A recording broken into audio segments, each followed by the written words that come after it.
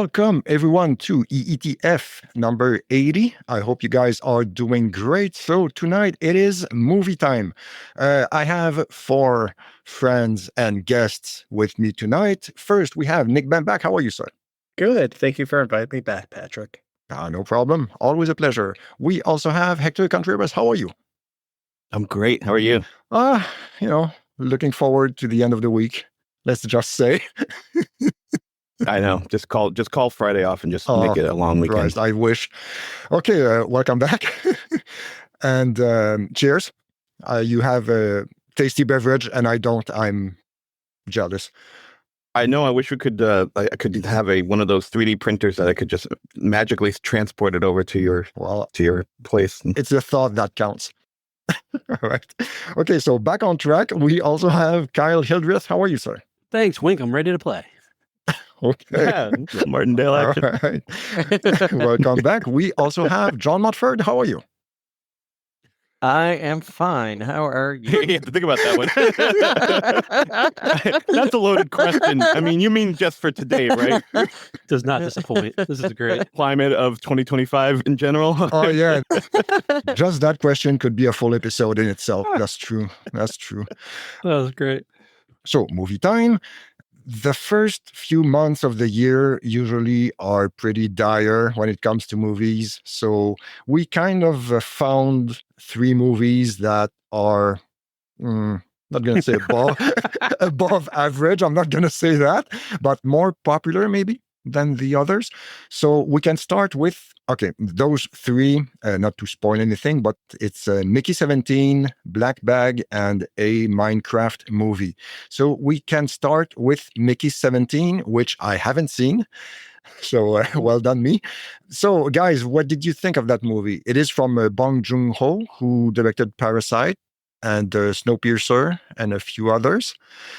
What I've heard is, I know I haven't seen the movie, but usually that director, he kind of struggles with his English language movies. Yeah, I think so. The Korean movies are much better. So yeah, I will yield the floor. And guys, what did you think? Okay, John, so what do you think? When you went to see it. Oh, wait, you didn't see it either. I didn't either. Okay. John did not go to see it. No. But I would call it a disposable employee that is sent on a human expedition to colonize the ice world, Niflheim. Ooh, Whatever well said. that is. So, and that's just off the top of my head. I certainly have seen it. Well put. Johnny IMDb. So Nick, you saw it? Yes, I did. I actually have a really quick, funny story. So I traveled the weekend that came out, so I couldn't see it. And then I traveled the weekend after, so I didn't see it till almost 3 weeks after the first weekend that it was out. And you're in Thailand, yeah. I will say for this movie, I like Bong Joon-ho. I think he's one of the great filmmakers working today. His last movie was Parasite. He won Oscars. That doesn't happen for, especially foreign language films in Hollywood. So really, this movie felt like, the world's his oyster. He can do whatever he wants. The studio's just going to throw money at him. To me, this was actually my most anticipated movie of the spring because it's kind of an event. They changed release like 2 or 3 times, and that's never a good sign for a movie. This was actually, I think, a month and a half before it was actually going to be out. Honestly, I did not like this one, and it was mainly because I think tonally, it just did not seem like there was much of a plot there, and the tone was off. And if it was satire, it was either too on the nose. Like there's a lot of Trumpian things, like with the red hats and whatnot. And you're like, oh, he's better than this. Like, oh, come on. I don't know. Yeah. Because Mark Ruffalo character is kind of like this Trumpian like leader, but it felt like my problem was the story. It just was never fully fleshed out, and it was like vignettes that just kind of was thrown together, and it's really long. It's almost 2.5 hours. Yes. Oh. And I was like, oh my God. And it's sad because I think Robert Pattinson's actually good in the role, but it's just not enough to save this movie. And I know Hector probably has similar feelings because we talked a little bit about this a while back, but I was just very disappointed. Yeah, I'm with you. I'm glad you brought up Robert Pattinson because I'm glad he's not he's trying to distance himself from Edward, and he's trying to do all these other roles that just so he's not typecast. And I feel bad because this is as far as you can get from Edward, but at the same time, the film doesn't work. He's probably the best part of the movie because he's doing something not only different one time, but spoilers, there are multiple roles for him to play different characters. So it's... Thank you. Spoiler warning.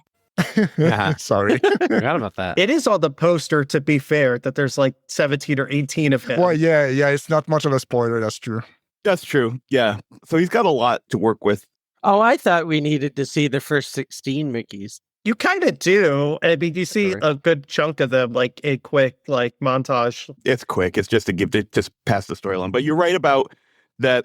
It was very cartoonish, and there's like no nuance at all between everyone's got a very two-dimensional character. They're either just some cartoonish villain or they're happy-go-lucky Mickey. And it just felt tonally, it was, like you said, all over the place. It should have been more serious.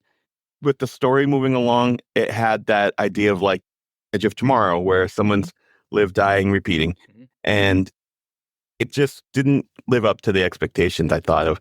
I didn't even compare Parasite. I was just comparing to like more serious action film. Oh, like the Batman? Any of the Batman? That movie comes from a book. It was adapted from a book. Has any of you read that book or know about it? I don't read. Me and Woody don't read. It came out very recently, like during COVID. It was like 21 or 22. Okay. Like, it's not that old. I think the other problem with this is that the trailer did the movie a disservice, because if you watch the trailer and how they market it, it was like this sci-fi comedy. Yeah. But when you watch it, it's more satirical. And I think with this one, it doesn't land. And I don't know about you, Hector. I think I laughed twice during the whole 2.5 hours, if that. I may have laughed once. I can't remember what the joke was. I remember reading something about to the effect of, and I know I haven't seen the movie and I talk a lot about it, sorry, but it wasn't funny enough to be a satire, and it wasn't clever enough to be a parody, or vice versa, or something like that. So sounds great. It didn't land another punch, yeah. It's not sure of what it wants to do, and it doesn't do anything right, you know? That's the problem. It exists, but like, I think he's the wrong director for this type of movie. You know what I'm trying to say? Like, there's certain directors that I think can't work with certain types of material effectively. And I think comedy's just, or satire is not his thing, at least from an American perspective, because if we compare this like with Parasite was satire. Yes, that's what I was going to say. But I think it's because he is from South Korea. So I think there's a little bit more, more connected to the material, you know? Right. Okay. Were there any sci-fi boners in this one? Oh, I wish. Was the sci-fi good enough to get excited about? Not really. No. Oh, great. Okay. That's the thing, is like CGI doesn't seem to change. It's fine, but it wasn't. You always know you're watching CGI. It's nothing ever groundbreaking. There's monsters in it, and you always feel like you're watching CGI monsters. So it's nothing groundbreaking there. And I'll also add on to what you said, Nick, is that there are certain directors that they amp up the flair when they're doing American productions. I think of John Woo, for example, Face Off versus like Hard Boiled, something like that. But then you'll also have, I think it's Jean-Pierre Jeunet, who did Amélie. Yes. And then does like Alien 4 or whatever, it's Alien Resurrection. Yes. So there's certain, like, they come in and they make an American film, and there's something that doesn't connect, and it's through no fault of their own, because we know they make good films. It's just that there's a disconnect there, and I felt like this was another example of that. Yeah, and I'm really puzzled that so many people in like Letterboxd and whatnot really like this movie. It has like almost a 4.0, which is shocking to me. Wow, okay. It's polarizing. Do they maybe like the director and they're kind of just giving a lot of... Yes, I think that has a lot to do with it. And I think it's also the fact that it's quirky. And I think this is the type of movie that I could see people 10 years being like, oh, this was a great movie. You know, it's really not. Yeah. Like, we didn't get it in 2025. It's like, no, it's just a mediocre sci-fi satire. Well, because 2025 is the future. That's why. You know who else reminds me of? Who's the District 9 guy? Oh, Neil Blomkamp? Neil Blomkamp. Yes. Like, he hit a slam dunk with District 9, but then everything after that, it was like a hit and a miss for me. Nothing landed. I agree. Chappie, Elysium was Elysium stunk. okay, Yeah. but I didn't like. it was too on the nose, like, the healthcare. Oh yeah, and then you have Jodie Foster's character, who, by the way, if you remember that character, very cartoonish villain. Yes. The same kind of villain in this. Yeah, the Ruffalo character annoyed me every time he talked was on screen, and he's a generally likable actor, so that's a bad sign right there. Where I was like, "Ooh, this is not going well." Like you thought. So, like, if you think of like Paul Verhoeven with RoboCop, and those villains like that have become kind of iconic at this point, but he knows how to marginally, like, it doesn't make it too cartoonish.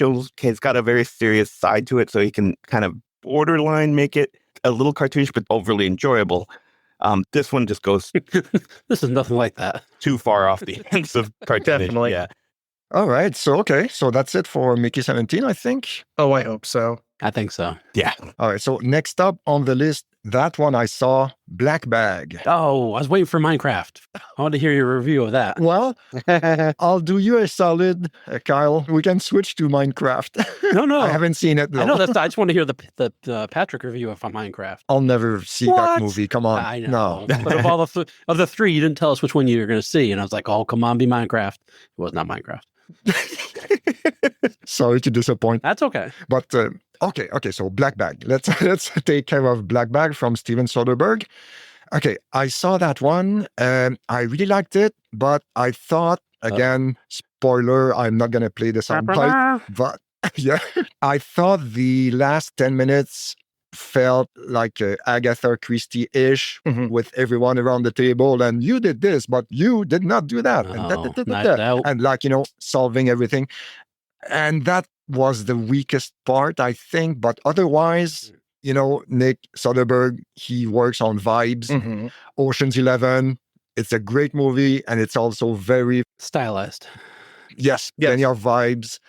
And in Black Bag, the spy stuff is good, but it's kind of, it hand waves away a few, we can hack that satellite. Yeah, sure, no problem. It's like, yeah, don't worry about it. Just enjoy the vibes. I felt that a few times, but yeah, I'm ready to forgive Soderbergh for that. But otherwise, I had a really good time. So who else has seen it? Hector, you saw it? Okay. Kyle, no. John, no. You don't need to ask. Although I would say at a brisk 94 minutes, Black Bag makes every second count, delivering a stylish, sexy, and smart spy thriller. That sounds good. Thanks, Justin Schaefer. I love this character. Did you ever think a movie with Michael Fassbender and Cate Blanchett would not be sexy? No, boy. Speaking of boners. Kyle just thinks that I have like boners for like I have just like it just never goes down. Hardy? I don't know. Okay. Maybe you shouldn't see King of Kings or whatever. No. All right. Okay, so let's get back on track a little bit. Happy.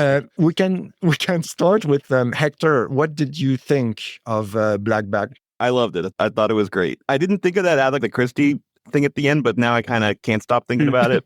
Sorry, but it felt like the tech espionage version of a David Mamet film or play. Like it had that. It tried to keep it condensed, tight, but then like it was a little bit whodunit. But then it was also the dialogue made it kind of. It's not as snappy as David Mamet, though. Oh, nothing is. No, you're right. But I definitely had those vibes, like watching House of Games, Spanish Prisoner kind of thing. Because they have it's a small cast. It's a cast of like 5 or 6 people. That's good. And it's not many settings. The settings that are there are gorgeous, but location-wise, I think there's only like 4 or 5 places that they go to. So they try to keep it condensed into, and I think that makes it not only tight for the story, but tight on running time, which was no complaints from me. Yep, absolutely. I did enjoy it, but definitely felt like this is what he's best at. And if you go into the movie thinking like you're not going to get, like you said, you're not going to get Ocean's 11. This is not that kind of heist thriller. It's definitely feels like more like House of Games. Like when you're not going to get Jason Bourne either. Yeah. What am I going to get? Maybe with a small budget. Yeah, you got to go look somewhere else. Okay. Sorry. You'll go on YouTube. Yes, so. Yes. So Nick, what did you think? Okay, so I got to preface for a second.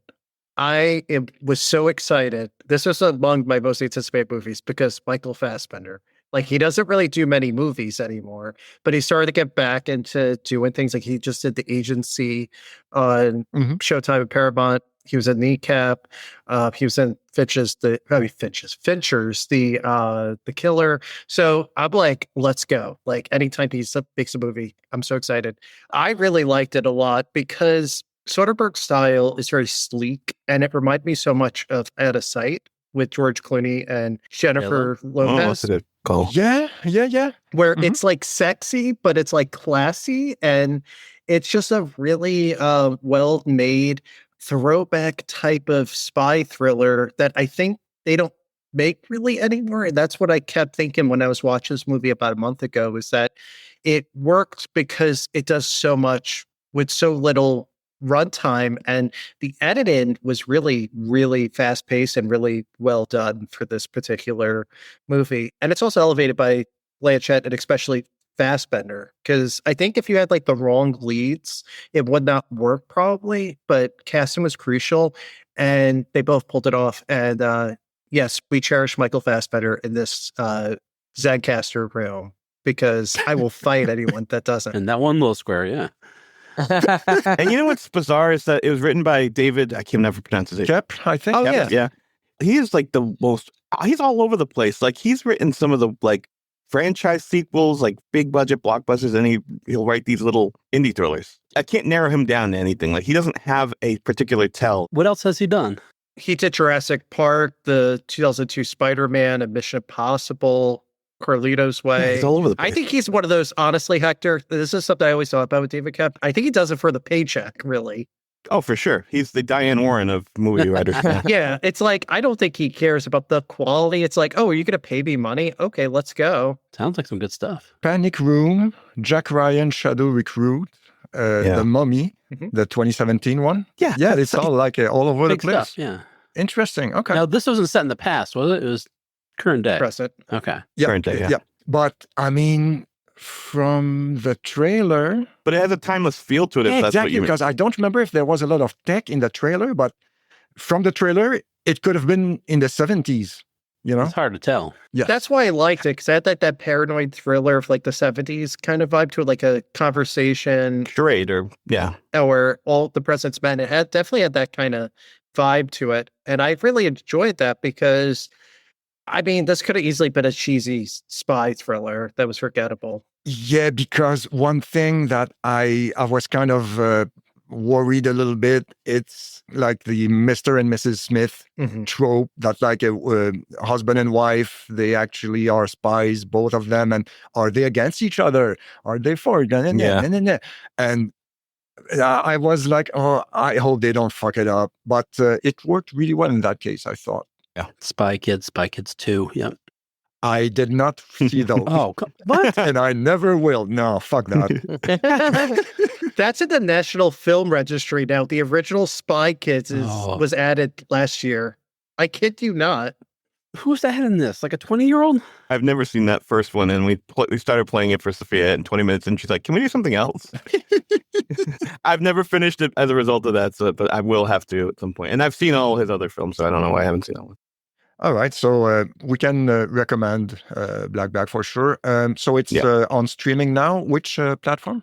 Not yet. It's going to be on Peacock eventually. Oh, okay. Really? Okay. It will. Oh. Yeah. Guess what? 3 months. Guess what you guys are going to be talking about from me? There you go. All right. Some Black Bag action.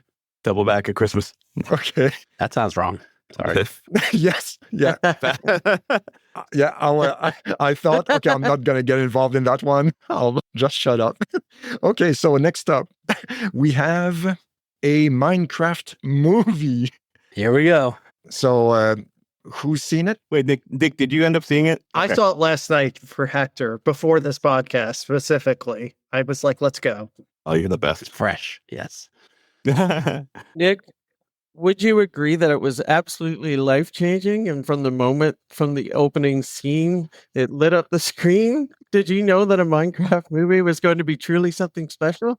Did you? John, I'm going to be really blunt with you. I had no idea what Minecraft is really. I have a vague understanding of it. So I went just because it made what same. $160 million its opening weekend. So it was like, let's just see what this is about. I have a hot take though. I actually liked it. Before you get into why, can I ask you a question? Go. Was the audience doing the whole, like, I've heard the audience is doing a lot of stuff back. Chicken Jackie? Yeah, like that one. What? Yeah.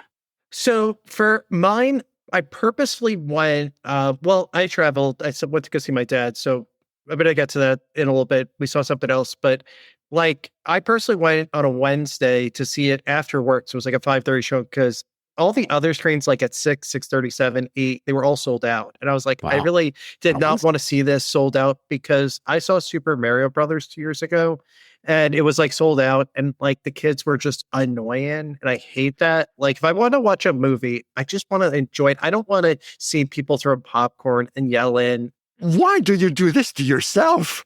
Because the power of cinema. No. So You're the Nicole Kidman. Okay, Kidman. So long story short, I went after work. I went and saw the movie. I had no expectations. I actually kind of had friends who said it was a masterpiece to it's dog shit. And I'm like, oh, I have to go. And I will say, yes, it's cinematic junk food and the type of mindless entertainment that really has no purpose or reason to exist. But I have to say I was entertained. Especially not on this podcast. There you go. Oh, What was that? new one. Rob Zombie just joined us. Exactly. Hey, Rob. Here's why I liked it though. They had more of a story, like a cohesive story than I was really thinking it would. And also, I think the performances were really good. Like Jason Momoa and Danielle Brooks, and especially Jennifer Coolidge. They're really funny in this. Okay. They cancel out Jack Black. Oh, he's a, okay. So we have the hot takes. So I'm going to have plenty of them, but I can't stand Jack Black, really. Like I could take him in small doses, but my God, that man just does not know when to stop. Like I can't, and I just want to like wriggle his neck sometimes. Yeah. It's like shut up, Jack. Like put it down. But even more so with Momoa, because he looks like he's really between the pink jacket, the hair. He looks like Bret Hart, man. Yeah. He does a great job, and I'm not really the biggest fan of his really either. I don't like he's Aquaman, right? That's it. A step below Fassbender. I gotcha. Oh well, there's only three other people that are even remotely at Fassbender's level. Know. But yeah, so I'll preface it just like Nick does. So we had bought tickets 3 days in advance, and even 3 days in advance, we were the last seats that we could reserve. Yeah. Every show apparently through today was sold out. Jesus. From the day it opened. And we got there half an hour early because we were like, even though we had reserved seats, we're like, all right, we'll get dinner, blah, blah, blah. Yeah. We got to our seats and it was like, this is what you do, right? This is what you do. You don't go to the crummy old ass seating next to each other, crammed in like your flying coach. You go and you get premium.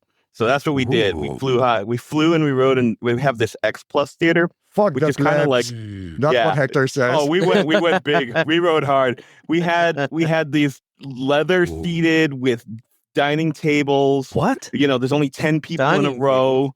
Oh yeah, you can eat dinner, you can have drinks, and your seats recline. Is there a chandelier? You press a button and the seat reclines for you. You stretch like all the way out, like you're laying down almost. It's fabulous because Jesus. The best part about it is that it's a little more expensive, but we went on Bargain Tuesday, so it was only $2 more than the $5, so it's $7 again. And you were able to get those seats, and we were able to get front and right center, up in front, not front row, but center, so you're seeing like directly in the screen. So yeah, I don't know why those were the last 2 seats that were available, but I'm not complaining.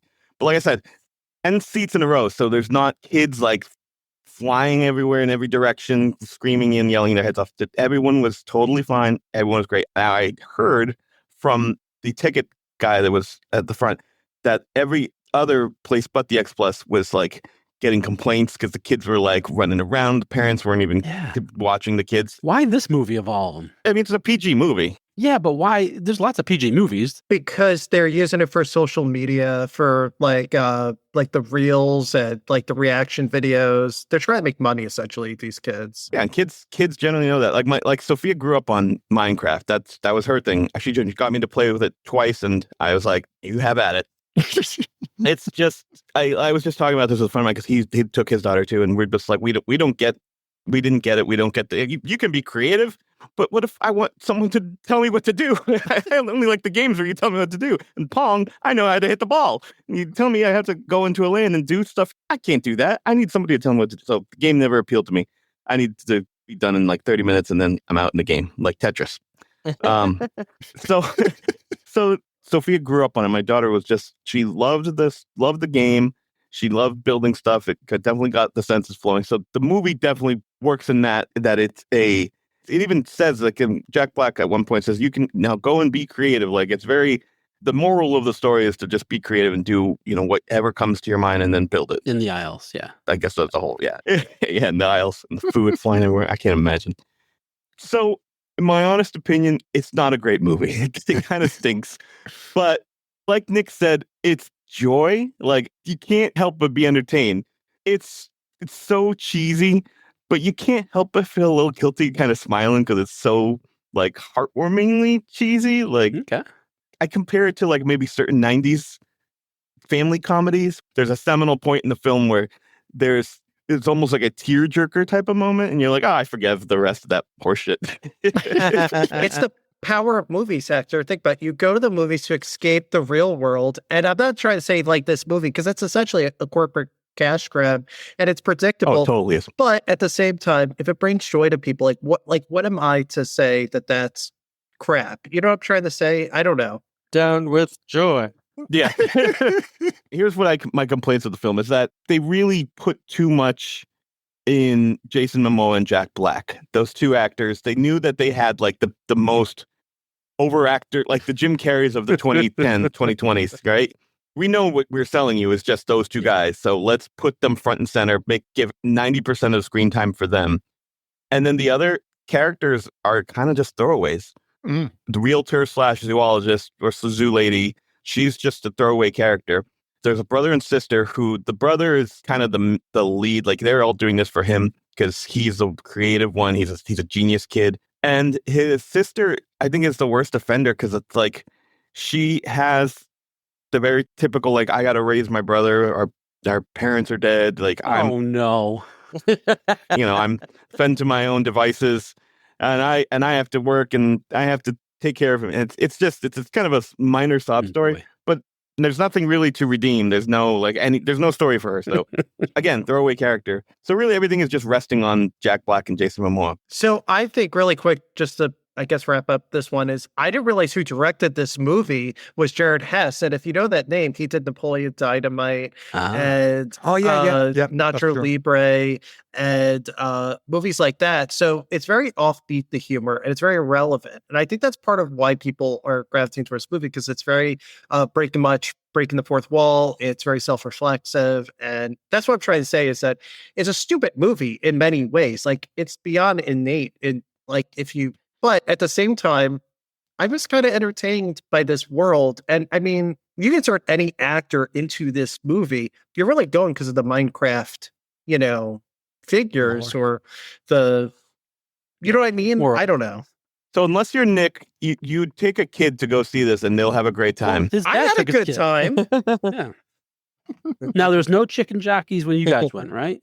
No one yelled chicken jockey. Oh, What? My Sophia yelled it before the movie started, and I was like, what the hell are you talking about? Tell me what it is in 10 seconds, because I don't care that much. I'm just curious.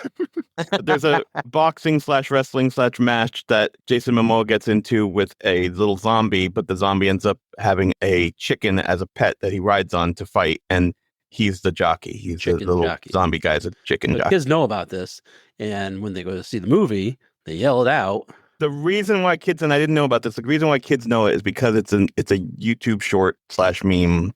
It's a meme, I guess. Yeah. So it's for young people. Don't worry, Patrick. It's for young people. Yeah. All I have to say about this is Okay. Settle down, Mr. Zombie. Yeah, right. I saw it billed as like the Rocky Horror Picture Show for young boys, basically. So Yeah. they have a lot of call and response like that movie that already coming out in the lore. Kinda, I think. I think it's more just not as planned, right? You're not bringing your toast.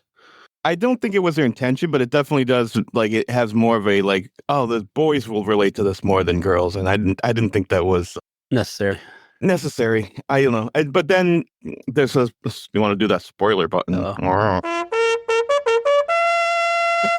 Spoiler warning. In the game, there are two characters. There's Steve and there's Alex. Yeah. And then the end of the credits, she comes out as like a potential sequel. Spoiler. Yes. For all you Minecraft fans, if you're desperate to see the Alex, she may come back for the sequel. Okay. Yeah. So giddy up. Yeah, let's move on, please. Okay, so all right. I was gonna ask, do we recommend this? I mean, For Patrick? yes and no. No, fuck no. But like, Kids only. yeah, exactly. But at least to how can I say this? To the movie's credit, it makes no secret as to what it wants to be. So Not at at all. least there's that. You know what you're getting in for. Yeah. Yeah, You exactly. exactly So know what you're getting. Yeah. If you saw the trailer, you know exactly what it is. Yeah. Or the meme. I know what to avoid. Yeah. Exactly. There you go. All right. Okay, so we can move on unless you have anything else to add about that movie. No, we're good. Not for a Okay. couple months. All right. Yeah. Wait till it's on Peacock. Yeah, exactly. Yes. This was part 1 of the movie discussion. Stay tuned for part 2 coming up soon. We will catch you on the next one. Thanks.